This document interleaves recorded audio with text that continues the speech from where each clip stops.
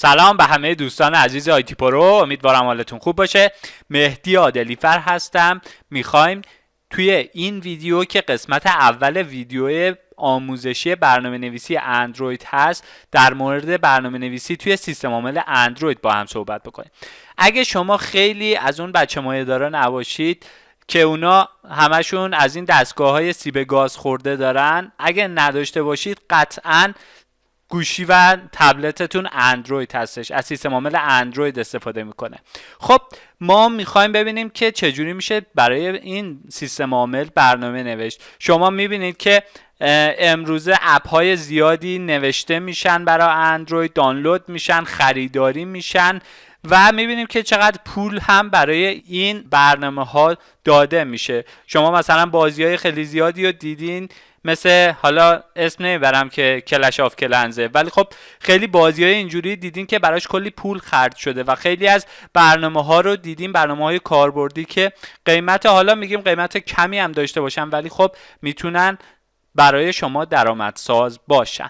خب میخوایم در مورد برنامه نویسی اندروید یه دوره رو شروع بکنیم و به امید خدا قدم به قدم پیش بریم که ببینیم چطوری میشه برای اندروید برنامه نوشت. این دوره‌ای که ما میخوایم شروع کنیم، اول ببینیم برای چه کسانی است. اگه شما تا حالا برنامه نویسی نکردین و یا برای اندروید برنامه ننوشتین، این دوره میتونه براتون مفید باشه، چون ما از ابتدایی ترین حالات شروع میکنیم، از صفر جلو میریم. اگه شما قبلا برنامه نویسی کردین ولی برای اندروید برنامه ننوشتین یا یه آشنایی مختصری با اندروید دارید، هم این دوره برای شما مفید هستش، چون که خیلی از اصول و قواعد رو شما یاد میده. اگه شما برنامه نویس خیلی خفن اندروید هستید، این میتونید به این دوره به چشم یک مرور نگاه کنید و یه سری نکته‌های ریز رو اگه مثلا بلد نیستید یا یاد نگرفتید، تو این دوره اونا رو یاد بگیریم. خب میریم سراغ شروع کارمون. ببینید، سیستم عامل اندروید برای اجرای برنامه هاش از یک ماشین مجازی استفاده میکنه به نام دالویک. این دالویک چیه؟ دالویک حالت یه ماشین مجازی هستش که جاوا رو اجرا میکنه. یعنی کدهایی که شما به زبان برنامه نویسی جاوا نوشتین کامپایل میشه به برنامه های دالویک که برنامه سیستم عامل اندروید اون برنامه های دالویک رو میتونه اجرا بکنه. بنابراین و به گفته خود گوگل که توسعه دهنده سیستم عامل اندروید هستش، شما باید برای شروع کارتون به زبان جاوا برنامه نویسی اندروید داشته باشید. البته شما میتونید به زبانهای دیگه هم برنامه بنویسید. مثلا شما میتونید به زبان C# هم برای اندروید برنامه بنویسید، ولی اون پروژه مونویی که وجود داره و برنامه‌های اندروید شما رو تولید میکنه، خودش یه پل هستش. یعنی شما برنامه‌ای که به زبان C# مینویسید رو به جاوا و اون ساختار جاوا تبدیل میکنه. خب بریم سراغ خود جاوا. گفتیم که برای اندروید شما لازمه که جاوا رو تا حدودی باش آشنا باشید. نمیگم فول جاوا رو بلد باشید، مسلط باشید، توی جاوا خدا باشید، نه. شما لازمه که فقط یه آشنایی نسبی با جاوا داشته باشید، بلد باشید برنامه بنویسید، مفاهیم اولیه شی‌گرایی رو بدونید و بعداً بریم سراغ برنامه نویسی اندروید و با ساختار اون آشنا بشید. خب حالا برای اینکه ما جاوا رو بتونیم اجرا بکنیم و بتونیم با جاوا برنامه بنویسیم، نیاز داریم که ماشین مجازی جاوا روی سیستممون نصب باشه. ماشین مجازی چیه؟ شما برنامه‌هایی رو که می‌نویسید میدید به ماشین کامپایل میکنید و بعد از اون میدید به ماشین مجازی جاوا و ماشین مجازی جاوا اون رو اجرا میکنه. خب این ماشین مجازی به چه دردی میخوره؟ این ماشین مجازی به این درد میخوره که شما روی هر سیستم عاملی، روی هر محیطی، توی هر جایی، با هر دستگاهی این ماشین مجازی رو داشته باشید، میتونید برنامه‌ای که به زبان جاوا نوشتید رو اجرا بکنید و ازش لذت ببرید. خب حالا ما اگه بخوایم ماشین مجازی جاوا رو نصب کنیم باید جاوا JRE رو نصب کنیم. جاوا JRE برای اجرا شدن برنامه‌های جاوا لازمه، ولی ما میخوایم اینجا برنامه نویسی هم بکنیم، یعنی برای جاوا برنامه هم بنویسیم، پس نیاز به کامپایلر و کتابخونه‌های جاوا هم داریم.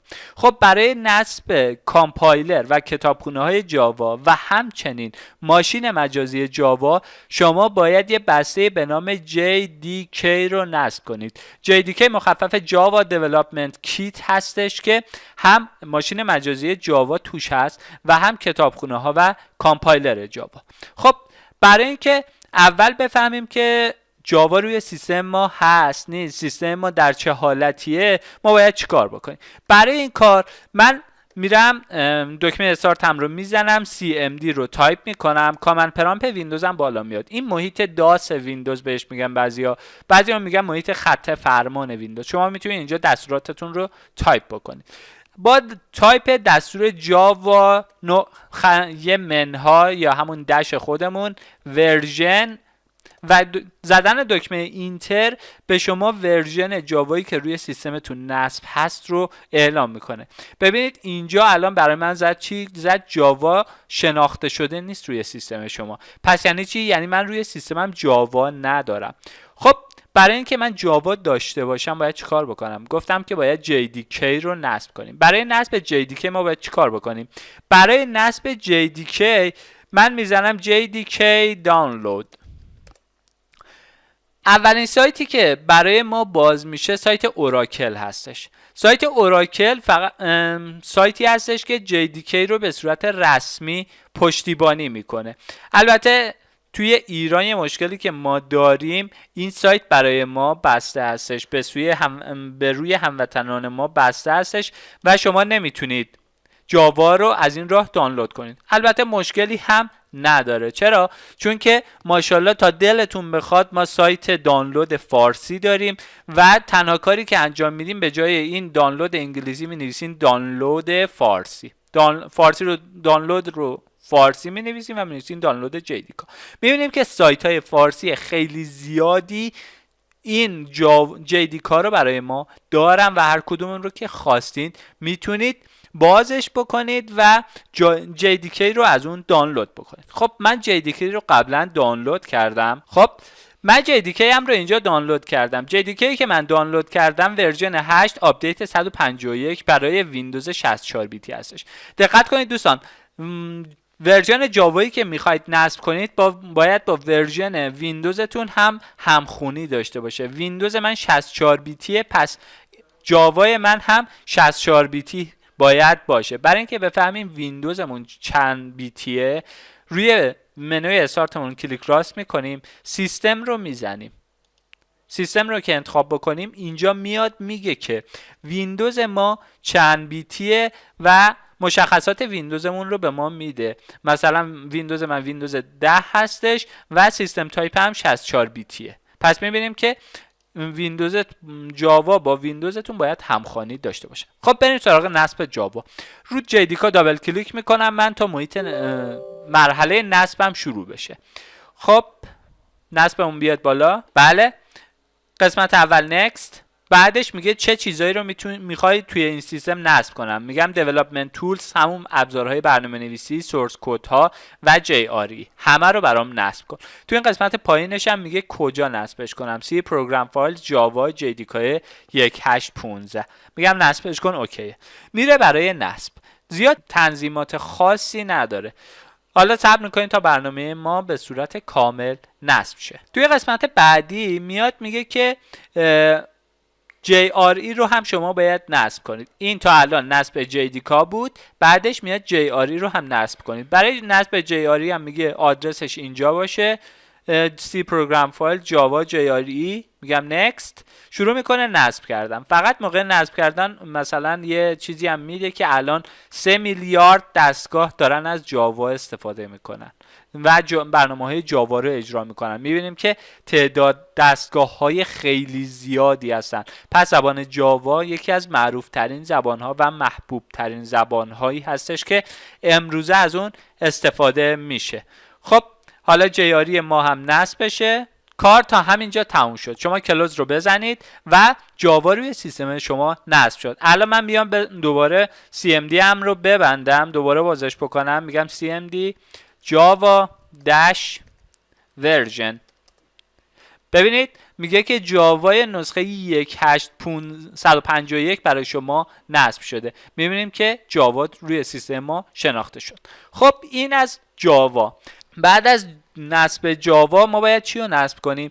ما باید یه محیطی رو نصب کنیم که بتونیم توش به زبان جاوا برنامه نویسی بکنیم. شما میتونید با نوتپد خالی هم به زبان جاوا برنامه نویسی بکنید، ولی الان ابزارهایی وجود دارن که با استفاده از اون ابزارها شما میتونید خیلی راحت تر برای زبان جاوا برنامه نویسی بکنید. ببینید من اگه نوتپدم رو بالا بیارم، نوتپد خالی، مثلا من میتونم اینجا برنامه های جاوام رو بنویسم. مثلا شما در نظر بگیرید که این یه برنامه ابتدای برنامه جاوا هستش که مثلا پابلیک کلاس فلان، مثلا مین کلاس، بعدش میایم براکت باز میکنیم، میبندیم بلوکمون رو و خیلی کاری دیگه. ولی خب کار با نوتپد یه خورده‌ای کن میکنه کار ما رو و یه خورده‌ای سخته از نظر تکنیکی و ممکنه خطای زیادی توش به وجود بیاد. برای همین ما یه محیطی رو باید داشته باشیم که توش بتونیم برای زبان جاوا برنامه بنویسیم.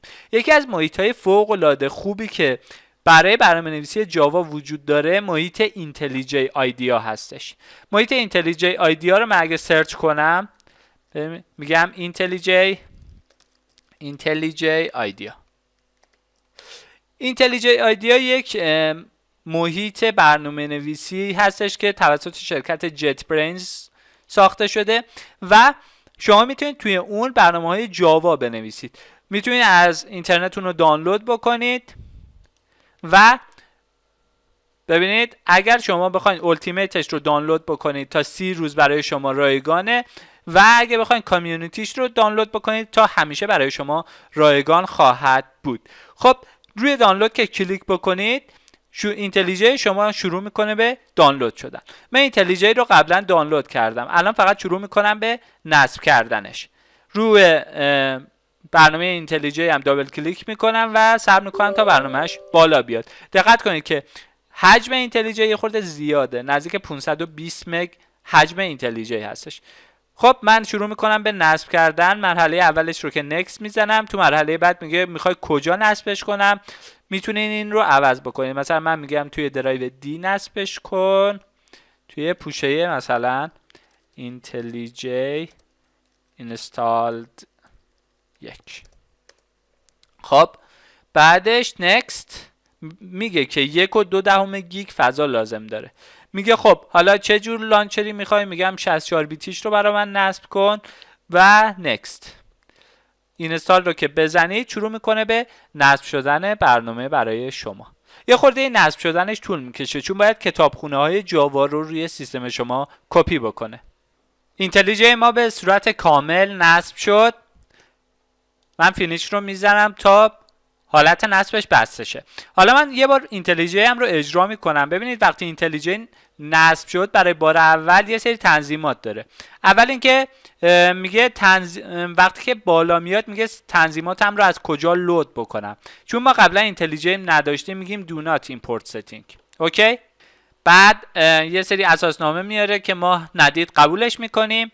بعد میاد میگه که لایسنسش رو بدید. چون من اینتلیجی التیمیت دانلود کردم لایسنس ازم میخواد. فعلا میگم که برای 30 روز رایگان باشه. شما میتونید لایسنسش رو بخرید از سایت جت برینز و بگید که اون لایسنستون اون باشه. بعد میاد شروع میکنه به خود تنظیمات اینتلیجی که اول از همه محیطش رو میگه چه شکلی باشه که ما همون محیط پیش‌فرضش رو قبول میکنیم. و اگه شما بخواید برنامه‌های بیشتری نصب بکنید توی اینتلیجی و افزونه‌های بیشتری نصب بکنید توی این صفحه میتونید افزونه‌هاتون رو انتخاب بکنید. شما مثلا میتونید باش طراحی وب بکنید، برنامه‌نویسی جاوا داشته باشید، با گیت و ورژن کنترل ها کار بکنید، برای اندروید برنامه بنویسید که البته برنامه‌نویسی اندرویدش رو من با اینتلیجی زیاد توصیه نمی‌کنم. اندروید استودیو بهتره. خب نکست. بعد استارت رو میزنیم که اینتلیجی من بالا بیاد و ببینیم که به چه شکل کار میکنه. این صفحه اول اینتلیجی هستش. روی Create New Project اگه شما کلیک بکنید یه پروژه جدید برای شما میسازه. خب من میخوام یه پروژه جاوا بسازم، ولی خب وقتی که روی جاوا شما کلیک بکنید نگاه کنید روی پروژکت استیکا که بزنید میگه هیچ استیکایی برای شما مشخص نشده، نو استیکا. شما اینجا باید مشخص بکنید که جاوای شما JDK شما کجا نصب شده. روی نیو کلیک میکنید، همون جایی که جاوای شما نصب شد یعنی سی پروگرام فایلز جاوا و JDK، پوشه JDK رو بهش مشخص میکنید، خودش شناسایی میکنه JDK 1 و ورژن 1.8 آپدیت 151. خب رو نکست کلیک میکنید، میگه که میخوای یه دونه تمپلیت داشته باشیم، میگیم آره، جاوا هلو ورلد رو برای من بساز. فعلا ما میخوایم یه پروژه ساده برای جاوا بسازیم که ببینیم اینتلیجی چجوری کار میکنه. اسم پروژم رو من میذارم جاوا فرست. فینیش رو که میزنم شروع میکنه به ساختن برنامه من و ساختن پروژه من که محیطش آماده بشه برای برنامه نویسی. خب دوستان پروژه ما ساخته شد. من روی این تیپ آف دیش کلوز میکنم. بعد ببینید یه ساختاری داره، ساختار پوشه ها و فایل هایی که برای پروژه ما هستش که ما الان یه کلاسی داریم به نام مین و این قسمت کد نویسی ما هستش که ما میتونیم برنامه هامون رو اینجا بنویسیم.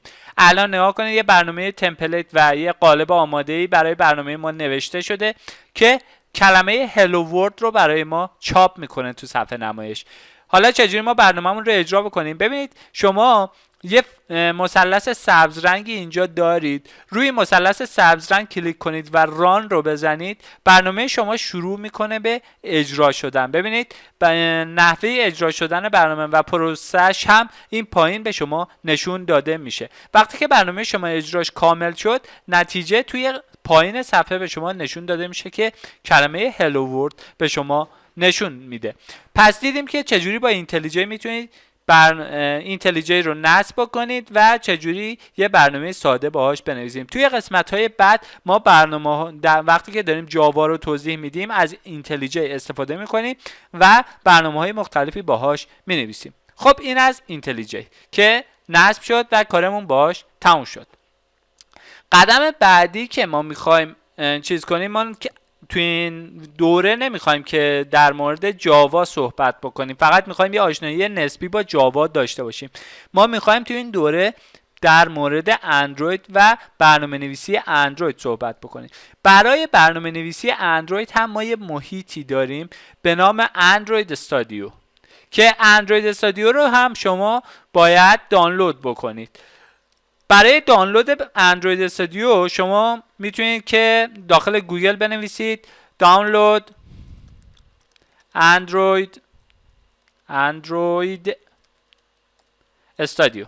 خب دانلود اندروید استودیو رو که بزنید، اولین سایتی که برای شما میاره گوگل سایت developer.android.com هستش. این سایت developer.android.com مال گوگل هستش که لطف کردن و کاربرای ایرانی رو مسدود کردن. دوباره از همون کاری که گفتم استفاده میکنیم. دانلود رو چه کاری انگلیسی بنویسیم؟ زبون مادریمون چشه؟ دانلود اندروید استودیو. و از سایت های فارسی شما میتونید اندروید استودیو رو راحت دانلود بکنید و ازش استفاده بکنید. اندروید استودیویی که دانلود میکنید دوستان دقت داشته باشید که اندروید استودیو شما این باشه، اندروید استودیو باندل. چرا باندل؟ این باندل یعنی چی؟ باندل برای این هستش که اندروید برای این که شما بتونید با اندروید برنامه بنویسید یکی محیطش رو لازم دارید که گفتیم اسمش اندروید استودیوه. به علاوه محیطش یه چیزی لازم دارید به نام اندروید SDK. این اندروید اگه تونستم یه SDK درست درمون بنویسم. خب این اندروید SDK چی هستش؟ اندروید SDK کتابخونه ها و سری قالب های هستش که شما ازش استفاده میکنید تا یه برنامه اندروید رو تولید بکنید، یه برنامه اندروید باش بنویسید. چطور JDK برای جاوا بود، SDK اندروید SDK برای برنامه نویسی اندروید هستش. خب ولی وقتی که شما اندروید استودیو باندل رو با هم دانلود میکنید، خود اندروید استودیو به علاوه اندروید استیکا برای شما دانلود میشه. حجم اندروید استودیو رو اگه شما بخواید دانلود بکنید تقریبا 1.88 گیگ هستش. پس باید یه فضای درست درمونی، یه ترافیک درست درمونی از اینترنت داشته باشید تا بتونید این رو دانلودش بکنید. خب میریم سراغ نصب اندروید استودیو. روش دابل کلیک میکنم و صبر میکنم تا اندروید استودیو من بالا بیاد. ببینید محیط لودینگش به این صورته داره بالا میاد. بله، حالا محیط نصب اندروید استودیو برای ما ظاهر میشه. تو صفحه اولش که چیزی نداره، یه خوشامدگویی نکست. تو صفحه دوم اندروید استودیو رو شما باید تیکش رو زده باشید که خودش غیر فعاله، پیش‌فرض تیک خورده. اندروید استیکا رو گفتم چیه، کتابخونه های برنامه نویسی اندروید هستش که شما باید دانلودش بکنید. و اندروید ویرچوال دیوایس هستش. اندروید ویرچوال دیوایس برای اینه که شما بتونید با استفاده از دستگاه‌های اندرویدی آماده‌ای که گوگل به شما داده بتونید از اونها برنامه‌هاتون رو اجرا بکنید. این اندروید ویرچوال دیوایس یه سری ابزار و یه سری کتابخونه ها هستن که سرعت دیوایس هاتون رو هم میتونن بالا ببرن. مقدار فضای لازم برای نصب اندروید استودیو با اندروید استیکا حدود 5.1 گیگابایت هستش که شما این فضا رو باید روی هاردتون داشته باشید. رو نکست که کلیک بکنید یه اساسنامه هستش که ما هیچ وقت نمیخونیم. آی اگری. فضایی رو که میاره براتون برای نصب اندروید استودیو، میگه اندروید استودیو قرار اینجا نصب شه، میتونید عوضش کنید با کلیک روی بروز. مثلا من اینجا میگم که اندروید استودیو اینستالیشن، اوکی. و استیکا که مشخص کرده اینجا میخواد استیکاش رو کپی کنه که شما میتونید اون رو هم جاش رو عوض بکنید و بگید که اینم مثلا بره توی اندروید SDK اینستال. اوکی. نکست رو که بزنید یه مشکلی پیش اومده، میگه اینو فاصله نده. میگم باش. دوباره میرم توی درایو دیم، یه دونه پوش جدید درست میکنم، میگم که اندروید SDK اینستال. اوکی. نکست. قسمت بعدی رو، دکمه اینستال رو کلیک میکنیم و منتظر میشیم تا برنامه اندروید استودیو برای ما نصب بشه. اندروید استودیو ما به صورت کامل نصب شد. خب نکست رو که میزنیم و صفحه آخرش میاد. صفحه آخرش میاد یه استارت اندروید استودیو داره که اگه تیکش رو بزنید اندروید استودیو شما اجرا میشه با زدن دکمه فینیش. حالا من فینیش رو میزنم و منتظر میشم که خود اندروید استودیو من اجرا بشه. اندروید استودیو هم یک ابزاری هستش که بر پایه اینتلیجی آیدیا ساخته شده. یعنی اول اینتلیجی آیدیا بوده، بعد یه تیکش رو گرفتن کردنش اندروید استودیو. به خاطر همین خیلی چیزا شبیه به همون اینتلیجی آیدیا هستش. همین صفحه اولش که مثلا میگه تنظیمات رو میخوای ایمپورت کنی، میگم نه من تنظیماتی ندارم که ایمپورت کنم. توی صفحه بعدیش اگه بالا بیاد این صفحه اول اندروید استودیو هستش که خودش هم نوشته ما از پلتفرم اینتلیجی قدرتمون رو گرفتیم. یعنی بیشتر شبیه اینتلیجی هستش. حالا منتظر میمونیم تا خود برنامه اندروید استودیو بالا بیاد. صفحه اول صفحه خوشامدگویی هستش که ما نکست رو کلیک میکنیم. میگه که میخوای نصب ابزارهای اندروید استودیو چجوری باشه، استاندارد باشه یا کاستوم. حالا شما کاستوم رو کلیک بکنید، زیاد تنظیمات خاصی نداره. یکی اینکه رنگ محیطشه که تیره باشه یا سفید باشه، نکست. بعد اندروید ویرچوال دیوایس میخواید داشته باشید یا نه، نکست. بعد و بقیه کارا فینیش. منتظر میشیم که برنامه ما اجرا بشه. خب برای فینیش ما کلیک میکنیم و صفحه اول اندروید برای ما بالا میاد که مثل همون اینتلیجی یه استارت نیو پروژکت داره که اینجا حالا اسمش هست استارت نیو اندروید استودیو پروژکت. رو همین کلیک میکنیم. میگه که استیکا رو مشخص نکردین. اندروید استیکایی که گفتیم همون کتابخونه‌های اندروید هستن مشخص نشده. گفته از اینجا باید برید مشخصش کنید. از کجا؟ کانفیگور، پروژکت دیفالت، پروژکت استراکچر و استیکا. خب میگیم کانفیگور پروژکت، کجا بود؟ پروژکت دیفالت، پروژکت استراکچر، و ما اینجا باید استیکامون رو مشخص بکنیم که اندروید استیکامون کجا نصب شده. اندروید استیکای من توی درایو دی اندروید استیکا اینستال. اوکی، اینجا مشخص شده. اوکی رو میزنم و دوباره روی استارت نیو پروژکت کلیک میکنم. ببینید وقتی شما روی استارت نیو اندروید استودیو پروژکت کلیک میکنید دقت داشته باشید که حتما به یه آی پی غیر ایرانی وصل باشید که کتابخونه‌های لازم رو بتونه از اینترنت دانلود بکنه و سایت گوگل اون رو مسدود نکنه. یعنی شما بتونید به راحتی به developer.android.com وارد بشید. اگر شما به اینترنت ایران به این سایت وارد بشید شما رو مسدود میکنه و اجازه نمیده که به این سایت دسترسی داشته باشید. پس با یک آی پی غیر ایرانی وصل بشید و صبر کنید تا پروژه شما ساخته بشه. همچنین آی پی غیر ایرانی که میگم فقط در حد مرورگر نباشه و اندروید استودیو شما هم بتونه از اون استفاده بکنه. خب توی صفحه اول نیو پروژکت میاد و اسم پروژه رو از شما میپرسه. همون اسم پروژهش پیشفرض مای اپلیکیشنه که من کاری باهاش ندارم. محل ذخیره پروژهش رو هم به شما میگه که حالا فعلا سی یوزر مهدی و فلان هستش. نکست رو میزنم. میگه مینیمم استیکات میخواد چقدر باشه. مینیمم استیکا یعنی چی؟ یعنی کمترین نسخه اندرویدی که بتونه این اپ شما رو ساپورت بکنه. خودش پیشفرض اندروید 4.0 رو انتخاب کرده، آیس کریم ساندویچ اگه یادتون باشه. API 15 همون ورژن API اندروید 4 هستش که میگه اگه شما این رو انتخاب بکنید 100% کسانی که الان اندروید دارن این اپ شما رو میتونن اجرا بکنن. یعنی تقریبا دیگه خیلی کم آدمایی هستن که اندرویدشون زیر 4 باشه، خیلی ناچیزن. خب رو نکست کلیک میکنیم. بعد دوباره نکست.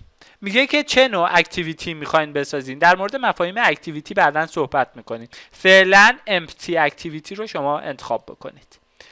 بعد اسم اکتیویتی تون رو میگه بذارید مین اکتیویتی، میگم بذار. بعد روی فینیش کلیک میکنیم. رو فینیش که کلیک میکنیم صبر میکنیم تا پروژه ما ساخته بشه.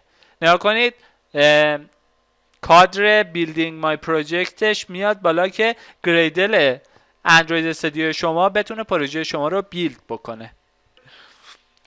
بله دوستان پروژه ما ساخته شد. فقط دقت داشته باشید که این برای اولین بار اندروید استودیو شاید یه 10 دقیقه یه روبی زمان ببره که پروژه شما رو اوکی بکنه، ولی خب نگران نباشید این فقط برای بار اوله و بارهای بعدی نه لازم دارید که به آی پی غیر ایرانی وصل بشید و نه اینکه انقدر صبر بکنید، ولی خب بار اولی خورده باید صبر داشته باشید. پروژه من ساخته شد.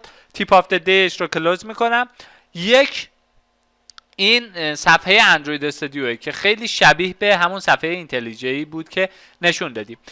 وقتی که پروژه شما ساخته میشه 2 تا تب این بالا هستش، یکی main activity.java و یکی activity underline main.xml. میبینیم که صفحه شبیه صفحه موبایل هستش و شما طراحی هاتون رو توی این بخش انجام میدین و کدنویسی هاتون رو توی main activity.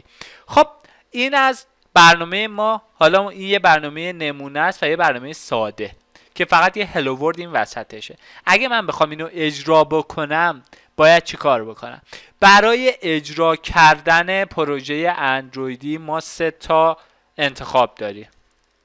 البته 2 تاست ولی خب یکی این که از دستگاه فیزیکیتون استفاده کنید، فیزیکال دیوایستون، یعنی شما گوشی موبایلتون رو با USB وصل بکنید به لپتاپ یا کامپیوترتون.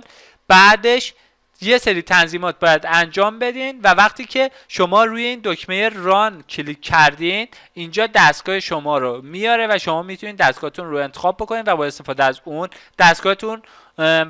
از اون برنامه رو روی دستگاهتون نصب کنید و اجرا بکنید. خب تنظیماتش چیه؟ تنظیماتش اینه که شما برین توی تنظیمات موبایلتون، توی قسمت developer options، گزینه USB debugging رو فعال بکنید. شما این کار رو که انجام بدین، وقتی که با کابل USB به کامپیوترتون وصل بشید، اندروید استودیو دستگاه شما رو شناسایی میکنه و وقتی که روی ران کلیک کردید، دستگاه شما اینجا شناخته میشه و برنامه بر روی دستگاه شما نصب میشه. خب این راه اول. راه دوم چیه؟ راه دوم این هستش که از شبیه سازها یا ایمولاتورها استفاده بکنید. ایمولاتورهای مختلفی برای اندروید وجود داره که یکیش ما خود اندرویده، اسمش از ویرچوال دیوایس. خب شما اگه موقع اجرا روی این create new virtual device کلیک بکنید، میبینید که انواع اقسام دستگاه ها رو شما میتونید ویرچوال دیوایسش رو داشته باشید. مثلا نکسوس 5، نکسوس 5X، نکسوس 4 و خیلی از گوشی های دیگه، تیوی باشه، تلویزیون های هوشمند، تبلت و تلفن، که شما از داخل تلفن میتونید مثلا اینجا 2 تا تیک برای من اینا پلی استور هم داشته باشن، سایزشون چقدر باشه، رزولوشنش چقدر باشه و انواع اقسام امکاناتی که میتونه برای شما داشته باشه. مثلا من نکسوس 5 رو انتخاب میکنم. نکس رو که بزنم باید دانلود بکنم نسخه اندرویدش رو و HAXMش رو هم دانلود بکنم، که البته با توجه به سرعت دستگاه شما احتمال داره که سرعت این ایمولاتورها پایین باشه، ولی ایمولاتوری که ما قراره ازش استفاده بکنیم و من پیشنهاد میکنم که از اون ایمولاتور استفاده بکنید، ایمولاتور شرکت جنی موشن هستش. ایمولاتور شرکت جنی موشن سرعتشون خیلی بالاتر هستش و میتونید توی اون برنامه نویسیتون رو سریعتر انجام بدید. خب حالا چجوری من این جنی موشن رو نصب بکنم؟ برای نصب جنی موشن شما باید چیکار بکنید؟ میریم دوباره توی فایرفاکس، توی بروزرتون بگین دانلود جنی موشن، فارسی و انگلیسی میتونید بنویسید دیگه. جنی موشن خدا رو شکر قفل نیست برای ما. خب جنی موشن لینک اولی که میاد شما میتونید کلیک بکنید. خب میتونید اینجا دانلود بکنید جنی موشنتون رو. دانلود جنی موشن پرسونال ادیشن، روی این کلیک که بکنید میگه ساین این بکن، یعنی شما اگر داخل سایت جنی موشن اکانت داشته باشید باید ساین این بکنید، اگر نداشته باشید کرییت ان اکانت بزنید. من اکانت رو قبلا ساختم، شما میتونید کرییت ان اکانت بزنید، کاری هم نداره، یوزرنیم میگیره، ایمیل میگیره و پسورد از شما میگیره، همچنین اسم کمپانی اگر داشته باشید، ولی خب کمپانی نزنید، همین سه تا رو وارد بکنید. خب من یوزرنیم پسوردم رو وارد میکنم و لاگین میکنم، رو ساین این کلیک میکنم. خب من الان وارد شدم. ببینید توی قسمت دانلودی که میاره میگه دانلود فور ویندوز ویت ویرچوال باکس. شما برای اینکه جنی موشن رو بتونید اجرا بکنید نیاز دارید که برنامه ویرچوال باکس رو هم نصب داشته باشید. ویرچوال باکس یه برنامه مجازی سازیه و جنی موشن از اون استفاده میکنه. اگر شما ویرچوال باکس رو نصب ندارید باید اون رو وقتی که جنی موشن رو دانلود میکنید ویرچوال باکس رو انتخاب بکنید که حجمش 152 مگ هستش، چون ویرچوال باکس و جنی موشن با هم دانلود میشن حجمش انقدره. اگه جنی موشن تنها باشه حجمش 46 مگه. روی اینکه کلیک بکنید شروع میکنه به دانلود جنی موشن. خب من جنی موشن رو دانلود کردم و اینجا دارمش، شروع میکنم به نصب کردنش. روش دابل کلیک میکنم، محیطش بالا میاد، اوکی. محیطش محل نصبش همون سی پروگرام فایل باشه، نکست. برای دسکتاپ هم نمیخوام شورتکات بسازه، نکست و اینستال. صبر میکنیم تا برنامه جنی موشن روی سیستم ما نصب بشه. خب جنی موشن ما هم نصب شد. روی فینیش اگه کلیک بکنید جنی موشن شما بالا میاد. این صفحه اول جنی موشن هستش که میگه میخوای با این ویرچوال باکس ارتباط برقرار کنه که شما یس رو بزنید که بتونه ارتباطش با ویرچوال باکس اوکی بشه. توی وقتی که جنی موشن شما اجرا میشه شما باید دوباره ساین این بکنید. وقتی که و اگر مثلا جنی موشن قسمت پولی هم داره، اگر نخریدین روی پرسونال یوز کلیک بکنید. یه اساسنامه برای شما میاره که شما میگین من خوندمش و هم قبولش هم دارم و اکسپت و کلوز.